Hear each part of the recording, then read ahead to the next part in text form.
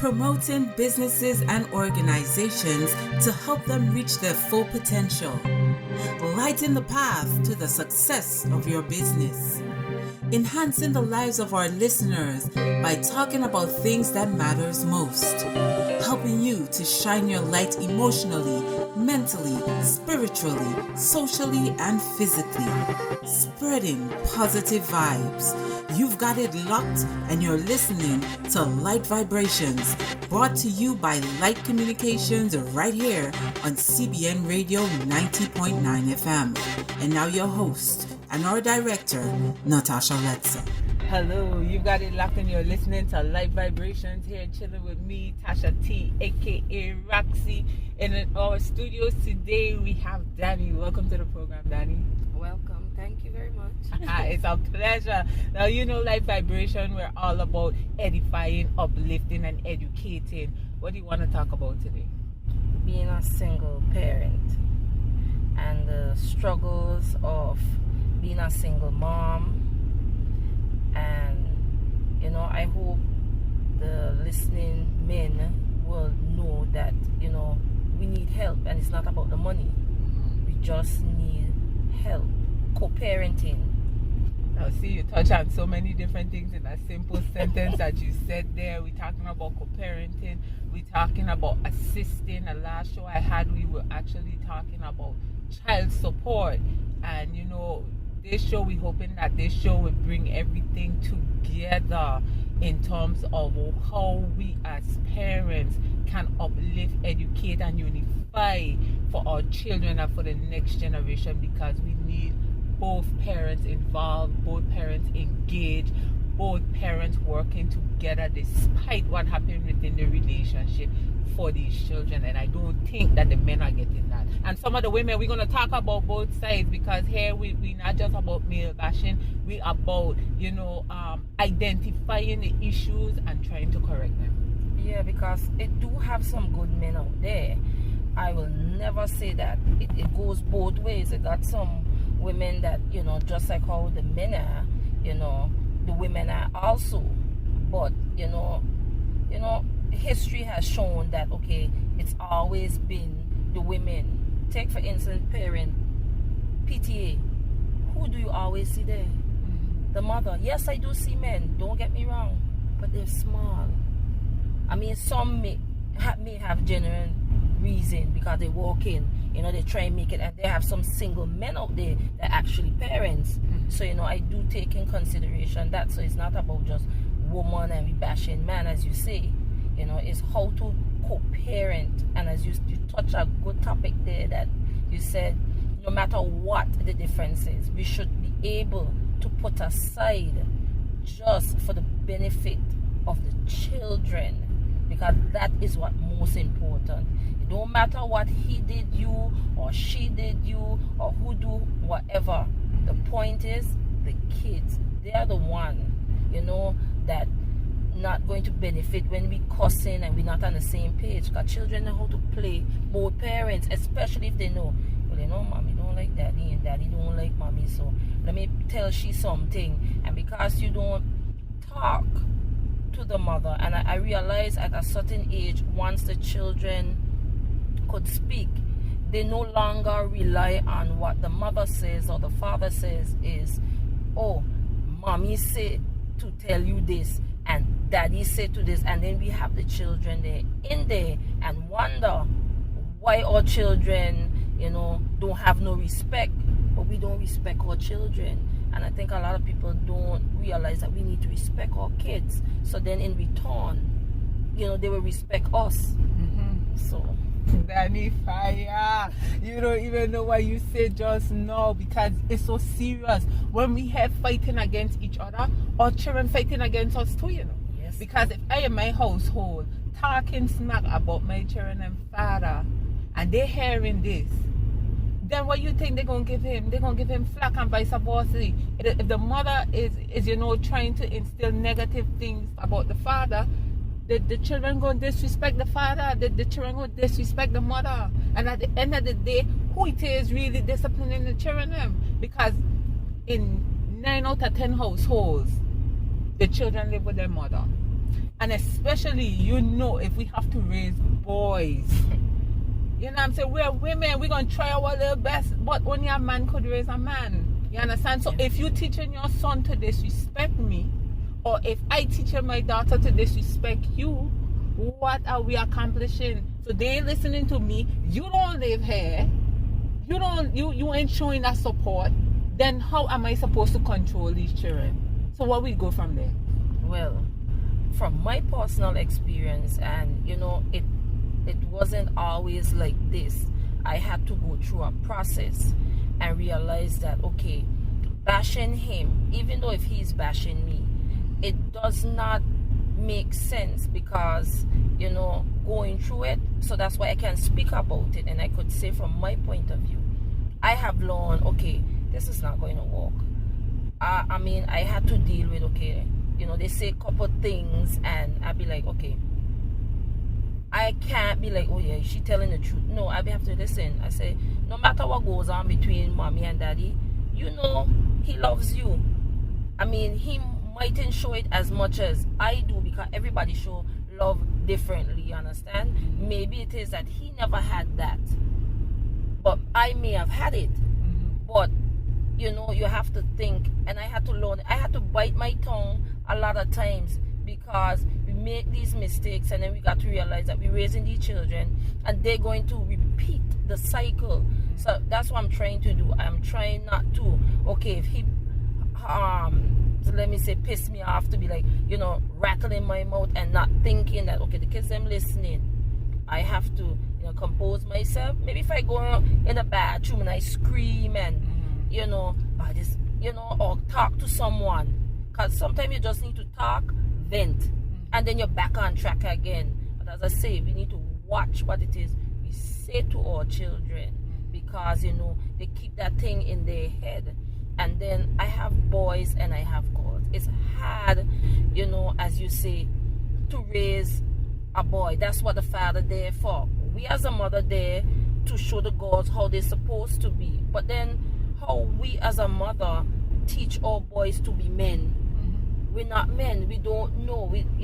A man will know to tell his son, okay, son, this is how you're supposed to treat a woman. But then if you're not treating the mother, okay, what they're getting, they're showing for it. Children live by seeing. So a man could say, you're supposed to treat a lady like this, but then the backlash is, but you didn't ever treat mommy like that. Exactly, because they're looking. Yeah, they're looking and they're seeing, and I'm just saying, listen. And I don't hide nothing from my kids. I tell them when I'm wrong. And I think that's a lot of things too that we as parents don't want to do. We want to be like, we never wrong. And we grew up in the era of, okay, mommy said this, daddy said that. It doesn't matter. Do as I say. But no, it's not like that. You gotta lead. They have to lead. Definitely. They live by seeing. So you have to, and as I said, it's a learning process that you have to do. And then when you start that and you say, listen, I know we go through a lot of stuff, but let's come together and let's deal with the kids. It's all about the best interest of the kids. And that is true, but something is prohibiting that. And that's one thing we need to get to the bottom of, Danny, because if we have some willing women, we have some willing men, and for some reason it seems like the good women get stuck with the nasty men, and the good men get stuck with these evil women. How can we break this cycle? Where do you think we need to start to mend or to try to build healthy co-parenting relationships that will enable us to effectively raise our children? And despite we might be single mothers, we wouldn't be single parents. Prayer. You have to leave it to prayer. You have to get up every morning, and this is something I start doing. I haven't been doing it a lot, but I try to do it every morning. I gather everybody. Like last night, yesterday I saw them was singing the songs, and they were singing the gospel songs, and I know, okay, all right, them into it. So I get up in the morning, and I know sometimes it's hectic, but I always pray for my children before they leave. And I guess when you get by yourself or you get up early enough, you pray and you ask God to show you what can you do? You know, what can you make it better? So then, and over the years, you know, I've seen changes. So I know God is doing it. It's not me, and it's not them alone. It's God walking through them, and then, you know, the hat be lighting. But they have to want to. That's the problem. Is who want to and who willing to, because you could be willing to, but something holding you back. But if you pray and say, God, remove this stumbling block that blocking me, show me a way that I can reach here, and then I don't see it happening. You understand? So it's not me, it's God. So everything you have to start with is prayer and just believing and continue doing for your children and letting them know, listen, in all things you do, don't ever forget God. So that is one way. Or maybe you can do counseling. That's another thing. After the prayer, and you're seeing it going the way, and maybe God might reveal to you, okay, maybe I should go counseling. Because then you can, you know, when somebody's there and it's not friends, because sometimes our friends, we don't really have friends that go and tell us, listen, then you're doing stupidness. And I have friends that don't tell me that, you know, but then we so caught up in being with friends, and the friends say, yeah, you're right, you know, and nobody says, okay, put the foolishness aside, man, then you're wrong. You shouldn't have done this. Maybe you should have done it this way. And even though you as a mother feel, but she's supposed to be my friend, you know, but if she wasn't your friend, she would have left you continue. And who is going to feel that backlash? The children. It all goes back to the children. And I love those 2 points you made, you know, Danny. Prayer, counseling, having people in your camp that truly care about you and telling you, listen, you're doing stupidness, don't do that, you're endangering these children, you're not thinking about your children despite what you and the man have, despite what you and the woman have. You can't, these children still have to eat, they need a leadership from that parent. Because we see in society, we see in the breakdown of society today, and that's because we have all these single mother households. Even we're not effectively co-parenting. The women, you know, basically we have jobs. If you have one child, you're probably commander. Yes. But if you got a set of children, I'm like what I have. And me with 6. Okay then.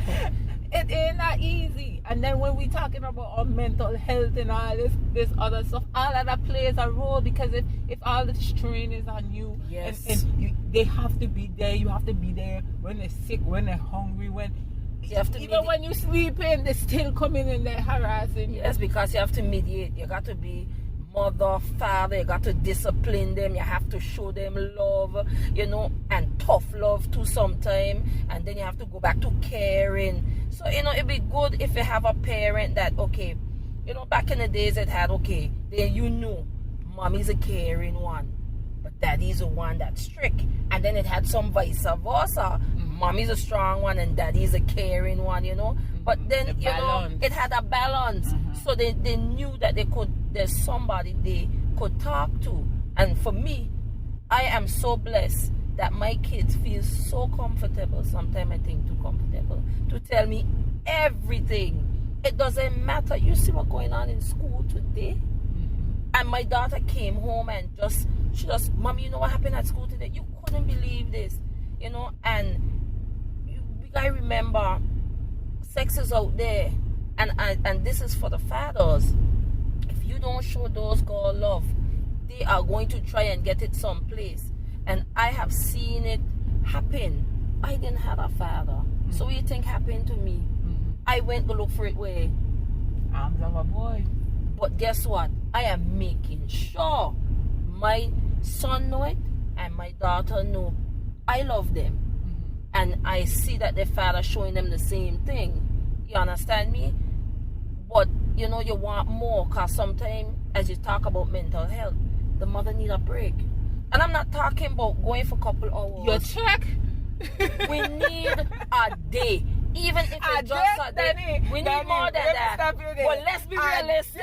No man, you holding a chair for more than a day. But we have to hold them. We have to hold them. Because guess what? So wait, we make them by ourselves. But that's how. My son come and go with your children for the summer. Come and go with them for for the Christmas, come and go with your children and period. Give me a little break. Because at the end of the day, if I'm not okay, and that's the same thing my past guest was telling us on the last program, you know, he was talking about ensuring that the children or the mother of your child or your children is okay. Yes. Because if she is not okay, those children can never be okay. They can never be okay. Because if I over here stressing, if I over here can't get my bills paid, if I have to work 2-3 jobs and the children them home there by themselves, you don't know what going on with them. All of these things the men have to take into consideration and thinking you paying $200 a month. If you think that is anything, go with your children and let me give you $200 a month. Exactly, because you need that, as you say, mental health. You need that day. You need more than a day. But if you ain't all together, and which I have found, and that's why I said over the years I've gotten better, is that I, have to recuperate myself because I'll be tired. Sometimes I just don't do nothing. I don't care what happened in the house. I just walk across it because at the end of the day, if I find myself snapping, then, the children be like, oh God, what happened to mommy now? And then they go into them coon. I can't do that. I still have to be mommy still. We don't get no day off. You know it is to ask the children, Father, you can hold the children, them like them is babysitters. You could babysit, and when you hear a man say, I babysitting my kids. You don't babysit your kids? Never. You babysit somebody else's children. You never could tell me, and I never could understand why would a man say, yeah, I here babysitting my children. You're not babysitting your children. I'm here having fun with my kids, so I'm here with my kids. Right. You're not babysitting them. And they don't understand that we have them all the time. All the time. Give us a break. We need it, because then when we happy, the kids happy. They must flourish. And then you happy. Because I think some of the reason why some women go after the men with this child support is because they're saying, okay, if I can't have this day off, but you gotta pay me for holding your children them. And I think that's their state of mind. They're thinking, okay, more money, okay, then I could carry them here and do this, because once them out, you get a time by yourself. Once they out, because then you could buy, all they're gonna say, Mommy, I need more money. And when you have more money, okay, you get a time, you get to cool out. Then you come home and then you start the process. So it ain't about the money. Sometimes some parents just want to just have a day. I don't know when last I had a vacation. I could take up and bus off and leave my children. With who? Exactly. With who? And they're not understanding that. I remember a couple years ago, my mother decided she just wanted to up and take my children, them all four of them, to St. Thomas for 2 weeks. Wow. And I was like, oh my God. You didn't know what to do with yourself, right? If I find anything to do, yes. That's all she had to tell me. I packed them children up so fast. But I had never experienced that from time the first one was born. So, and she went with all of them. So that's over 10 years at that time. It was probably 12 years that I didn't have any time for myself. And I was so, I number one, I was like, oh my God, there is life. There is life, because when you just worried about other people, half of the times they don't understand. You are a single mother. You have your demanding job. You still have to deal with them, and especially when they're small. As they getting bigger now, it's a little bit easier for me. But they were small, and you got to get up, you got to cook, and you got to do this, and you got to make sure that. And you get up. I used to get up from like all after 5 and oh yes, don't talk about it. I still doing it now. To get these children and wait for work every day, Okay. And then what? I got exactly 5 minutes to deal with myself after being up for so long. But it's even that. Your job I was being neglected. So we have to, as parents, as women, as single mothers, we are often neglected. And then the men will say, oh, how you're looking. So I looking so because I don't have no time for myself. Yes, but they had getting their hair done, they looking good, and you there with your little hair trying to get it together, because remember, you're getting ready to go school. you go to work, right? Sometimes not even eating breakfast. You understand? You reach work, you get a little time to eat breakfast. But then guess what? You come home and guess what you're doing? Working again. Cleaning. Because you have to prepare for the next day. So where in Don't that? forget you got to clean, you know. Of Because course. you know they ain't keeping your place clean, and that's another stress again. Yeah, because then there's no one there when you're not there to say, okay, you know, make sure your stuff, even if to call them, you know, and say, I hope that house straighten up and don't let your mother come there and meet it, you know what I mean? You ain't doing it for the mother. Support. You're doing it just for the support, because when you come home, you really want to hear your child say, bye, mommy, you're cussing again. No, you want to hear, mommy come home, she say a word, she look around, and she go in her bed. You understand? Knowing that stuff is done. So it's all about co-parenting. We need to more co-parent, because I don't think people realize that after a certain age, we're going to miss those things. But we're so busy running around trying to get things, and all these kids looking for is what? Love. Attention. So when we busy want to get them the name brand shoes and this and the latest that, those kids don't really want that. They want love. They want, you know, many times me have stuff and I say, what y'all kids want to do? We go out there and we play little games. You understand me? I pack a little thing and I carry it on the beach. We sit down and we eat. And and you hear them in there talking about them day. And it was like the best day, and I was like, okay, well, for me, I feel bad because I couldn't do more. But for them, that was a treat for them. Yes. So now I just realized, okay, the simplest, and I'm so glad, as I say, I am blessed with my children. They're not fussy. Whatever I give them, they're happy. We are the one who instilled the name brands in them, you know. I never had one. My child had, and it was nothing that, you know, she always said she wanted a type of pair of shoes, and when she got it, she still have it now. Take care of it. She took care of it. Good. You understand me? Because they knew when they get something, they don't know when they're gonna get it again. So guess what? And then that's teaching them, you know, to be responsible. Well, if you keep giving them, they'll be like, oh, mommy gonna buy a next one. Yeah. But as I say, co-parenting, the father coming around, picking up them, especially the boys, because these kids are not going to stay small forever. So when it is you want to bond with them, they're gonna be too late. My kids them big, and if you see them pile up in my bed, I'd be like, oh my big, you know, and them hugging up on me. But what I could do? Them is mine. I know my daughter, my oldest daughter, she was to me a daddy's girl, straight up and down. And then when me and him separated, I said, Lord, what's she gonna do? What's she gonna do? Because to me, she was always about her daddy. But when we broke up, she now transferred all the love that she was having for him. She put it on me. So then she started to want to be up under me. And she would do this thing that would drive me crazy. Every time she touched me, she have to rub on my belly and she has to play with my neighbor. And I hate it with a passion. I don't like nobody play with my neighbor at all. Yeah. I tell, no matter how I tell her, baby, don't do that. 5 years later, she's still doing it, you know. And that used to drive me crazy. So I used to find myself like, every time she come to me, you know, I used to kind of push her away because now she coming to rub on my stomach and everything, and I don't like it.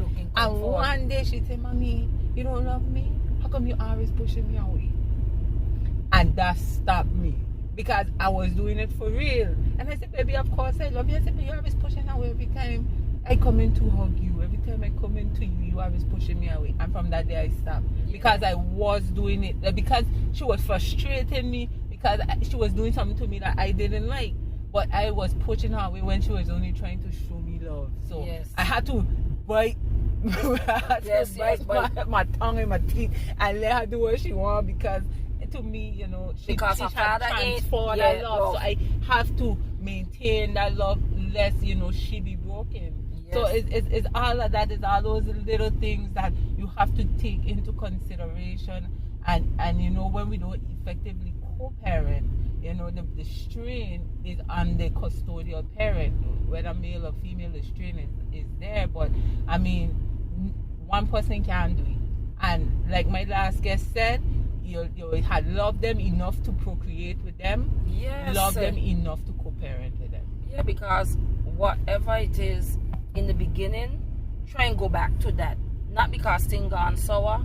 Try to remember what brought you together, and then it had to have good times when, you know, you were getting the baby and stuff like that. So you put that, okay, all right, things ain't going well now. Okay, where can I transfer all this anger? Or maybe just simply talk it out. Listen, you do me this, I didn't like it, bam, bam, bam, and then sweep it under the rug. You understand? And if you don't get to say it, then you talk to God. Say, listen, God, he do me this, but transform my anger someplace. Put that energy in a positive. You understand me? And don't push away your kids, because sometimes we do it, as you say, we do it. And I find myself sometimes I do, because sometimes I just don't want to be bothered. Yeah. But we don't want to be bothered, because these kids are looking for us, and if they're not getting it one place, they have to be getting it from some place. So sometimes we do it.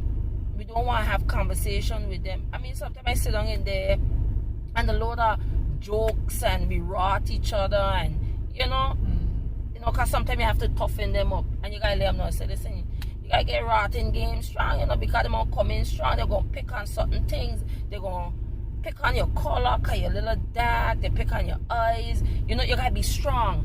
Don't take it too hard. You just come straight back. Have a comeback. You understand? And say, you know, that's okay. God love me the same way like how he love you. You understand? And we conversate, and that's a lot of things that we don't do as single parents too. We don't have conversation with our children, because we figure, okay, we providing them food, we providing them shelter. What are you talking to me for? Oh, we just tired and we walking. Yeah, and we tired too. See them. Yeah, and that's the thing we need to.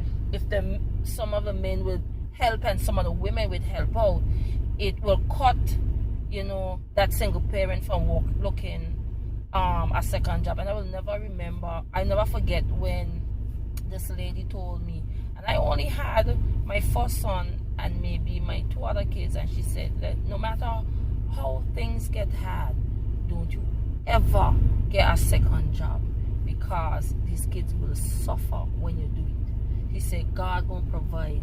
She said, I had mine, yes, it was hard. Things were cheaper then, but remember, it still was hard, and I made it. So don't you ever. And every time I think about getting a second job, I just remember her telling me this, and I like, you know what? God ain't gonna never let our children suffer. So if I gotta bite the bullet and don't get something this month and be with them, so be it. And so far, It working out.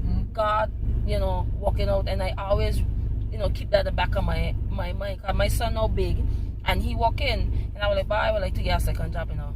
But I can't do it, because I have my kids. I have to make sure they do their homework. I don't want a TV raising my children. I want to be there, because if you're not there, you know them.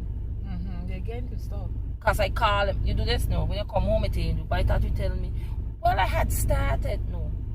Then I have to wake up early in the morning to now do all the homework that was supposed to be done. I said, no, I'm not looking no job. You know, they're getting bigger, so I be like, bye, you should. But then no, because they're getting at a teenager, yes, where they need the you. supervision. They need it, because if you see what's going on in the high school and the stuff them days, things are just progressing to worse. So now, this is when they need us the most. These teenager years, their hormones, they're going to rebel. And, you know, I find even when they rebel, keep showing them love, and they're going back down. Well, Danny, this little half hour creep up on us so fast. I can't believe it. Great conversation, great points, salient points, great encouragement. We just hope that the listening audience could benefit and make some changes individually, so collectively we could raise our children for the better. Final thoughts? Well, my final thought is just keep loving these kids, because they need us. And sometimes we have to be a brother keeper. Don't see all children out there and don't say nothing, Because like I was saying, if you see my daughter out there, don't pass her straight. You understand? Because I find that the younger generation feeling that, okay, when they make kids, no, I mustn't hit my children. We all need each other. A village. That's how I grew up, a village. You dare not, don't say morning to you and come home and I hear that you didn't say morning. Manners. So we need to bond together as, you know, single parents and a community in a whole. So let's just make the village. Don't never see a child out there doing wrong. And no matter how they cuss up, don't worry, one day they're going to come back and thank you. Do it. Thank you for tuning in to Light Vibration. And don't forget to tune in this time next week as we continue to bring you life-changing information. Until next time, shine your light.